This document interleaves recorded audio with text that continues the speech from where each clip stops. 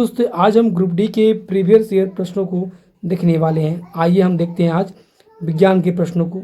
आज जो हम प्रश्न देखने वाले हैं वो होगा 3 दिसंबर 2025 प्रथम शिफ्ट का प्रश्न। आइए देखते हैं पहले प्रश्न की तरफ। पहला जो प्रश्न दिया हुआ है, एक पारिस्थितिक तंत्र में एक पोषी स्तर दूसरे पोषी स्तर तक लगभग कितने प्रतिशत ऊर्जा स्थानांतरित होती है? तो इस प्रश्न का सही उत्तर है ऑप्शन डी, 10%। अगला जो प्रश्न दिया हुआ है,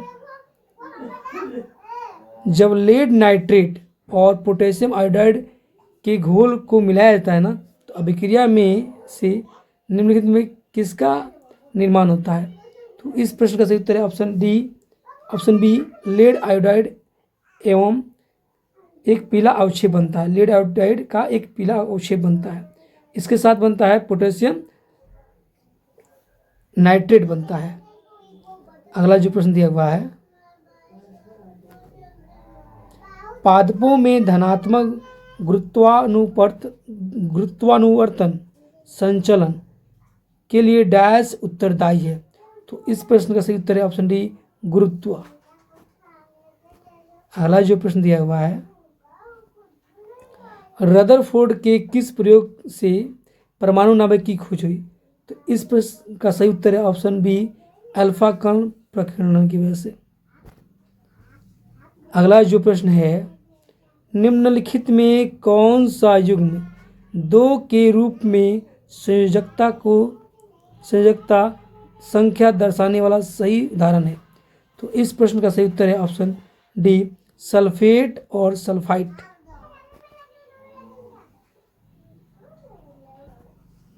अगला जो प्रश्न है, पादपों में लैंगिक जनन द्वारा उत्पन्न विविधता के महत्व के संदर्भ में दिए गए कथनों को पढ़िए और सबसे अधिक उपयुक्त विकल्प का चयन कीजिए। पहला जो कथन दिया हुआ है, जनन प्रजातियों की जनसंख्या के अस्थायित्व से संबंधित है, ये सही है। दूसरा दिया हुआ है, इस प्रकार समय के साथ प्रजातियों की उत्तरजीविता के लिए विविधता उपयोगी नहीं है, ये गलत दिया है। विविधता उपयोगी है, यानी इस तरह से इस प्रश्न का सही उत्तर है ऑप्शन ए, कथन एक सही है लेकिन कथन बी गलत है। अगला जो प्रश्न दिया हुआ है, निम्नलिखित में किस प्रक्रिया द्वारा बेकिंग सोडा से धावन सोडा प्राप्त किया जाता है? तो इस प्रश्न का सही उत्तर दिया है ऑप्शन बी, बेकिंग सोडा को गर्म करके जल से क्रिस्टलीकरण करके।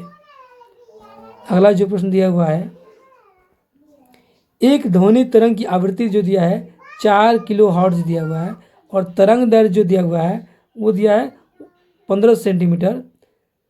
दूरी जो दिया है 1.8 किलोमीटर दिया हुआ है, तो कितने समय लगेगा? देखिएगा, हम फ्रीक्वेंसी को एफ से डिनोट करते हैं। इसके अलावा तो ये दिया हुआ है 4 किलो हर्ट्ज, जिसको हम लोग अगर चेंज करते हैं मीटर हर्ट्ज में तो ये जगह 4000 हर्ट्ज हो जाएगा। उसके बाद दिया है जो तरंग दैर्घ्य दिया है, यानी लैम्डा जो दिया हुआ है वो दिया हुआ है आपको 15 सेंटीमीटर, जिसको अगर मीटर में चेंज करते हैं तो 0.15 मीटर हो जाएगा। और दूरी जो दिया है वो दिया है, इसको डी से हम लोग डिनोट करते हैं तो 1.5 km जो 1.8 km जो 1800 मीटर के बराबर हो जाएगा। तो इस प्रकार से अब हम निकालते हैं ध्वनि का वेग, तो v इक्वल टू हो जाएगा आपको f इंटू लैम्डा से करते हैं, तो ये हो जाएगा आपका 4000 में गुना कर लेंगे 0.515 से, तो ये 4000 में गुना करेंगे 0.15 से, तो ये लगभग आएगा आपका 600 आएगा। और ये 600 इसके बाद आएगा, और उसके बाद हमको निकालना क्या है, कितना समय लगेगा। तो t इक्वल टू हो जाता है आपका d/, वी, यानी ये जो है आपका 1800/600, तो भाग देने के बाद आएगा ये 3 सेकेंड। यानी इस तरह से इस प्रश्न का सही उत्तर होगा ऑप्शन सी। अगला जो प्रश्न दिया हुआ है,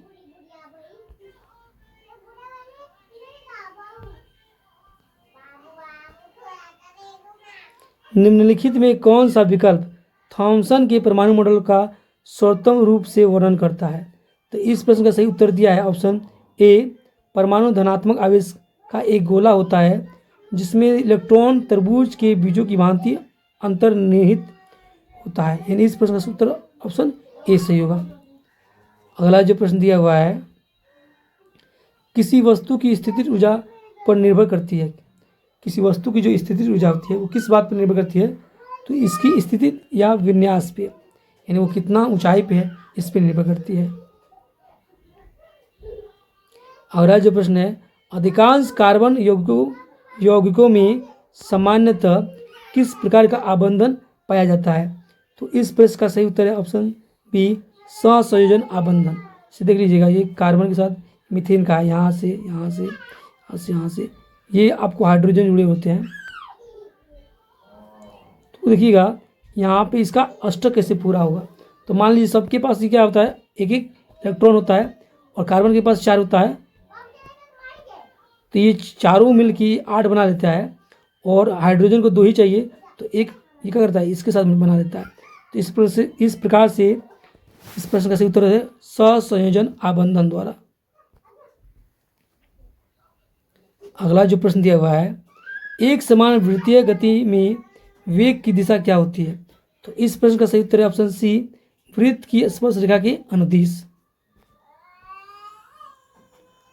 अगला जो प्रश्न है, महिलाओं में डिंब वाहिनी नली के अवरुद्ध हो जाने पर क्या रोका जा सकता है? डिंब वाहिनी इसको बोलते हैं फ्लोपियन ट्यूब। तो इसको जब हम लोग अवरुद्ध कर देंगे, रोक देंगे, तो निषेचन की क्रिया नहीं हो पाएगी, क्योंकि अंडाणुओं के साथ स्पर्म का जो निषेचन की क्रिया होती है वो डिंब वाहिनी में ही होती है। अगला जो प्रश्न दिया हुआ है,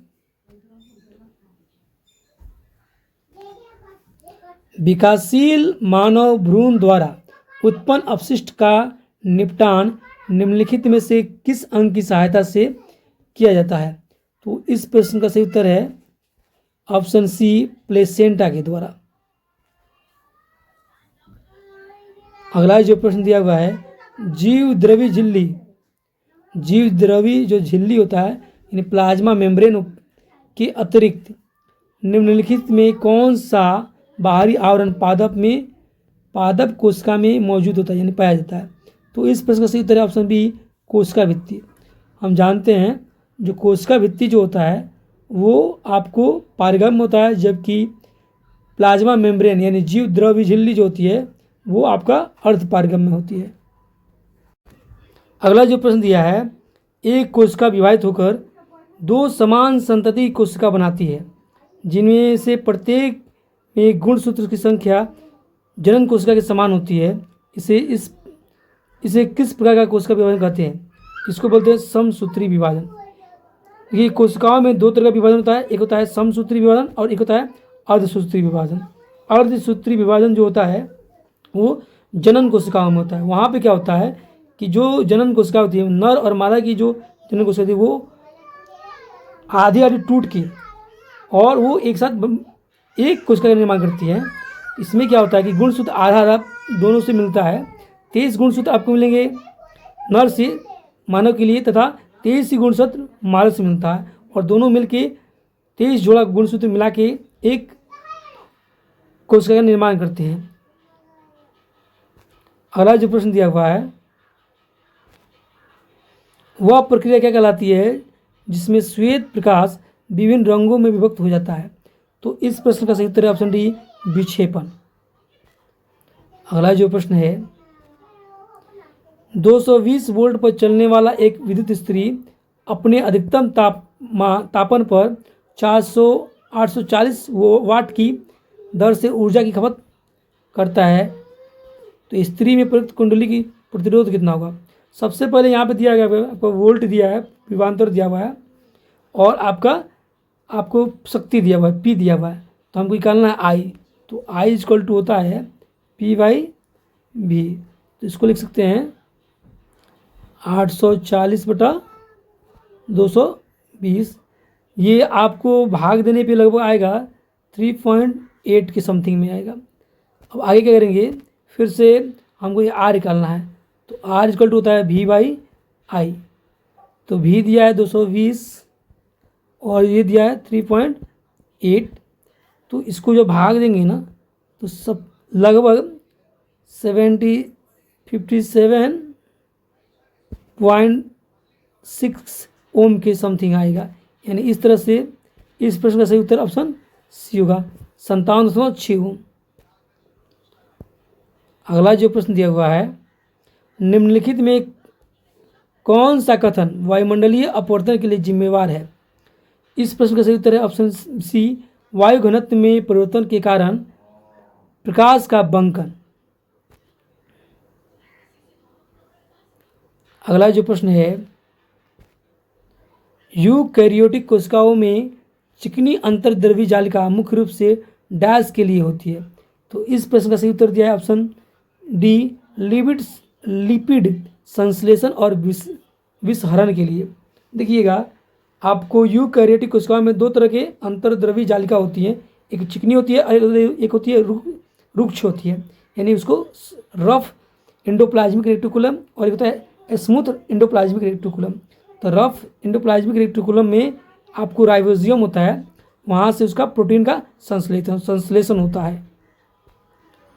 अगला जो प्रश्न दिया हुआ है,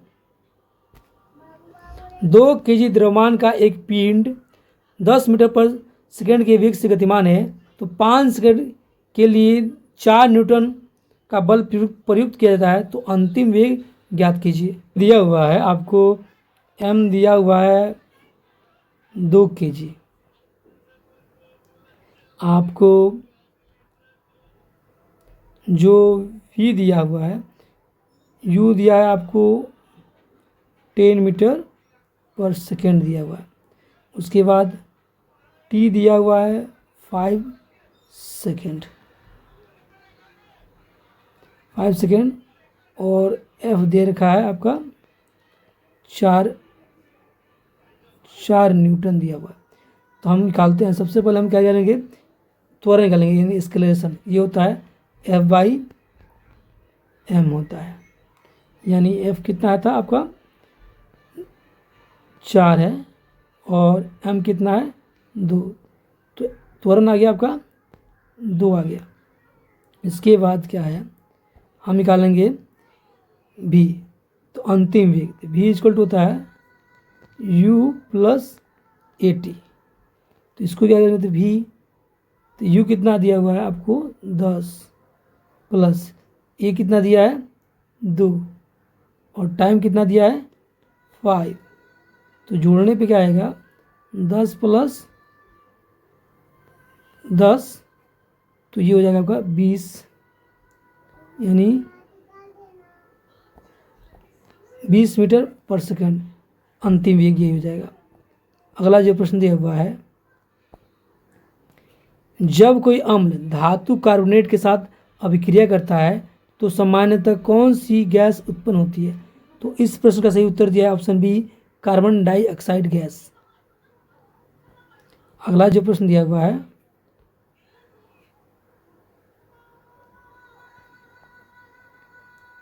चुंबकीय क्षेत्र रेखाओं के बारे में निम्नलिखित में कौन सा कथन सही है?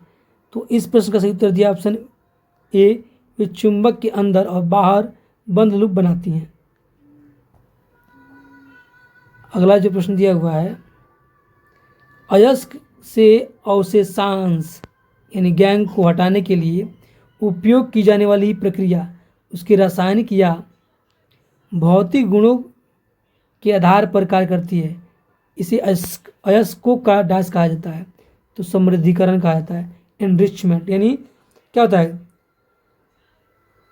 खनिज से अयस्कों से धातुओं को, उपयोगी धातुओं को प्राप्त करना।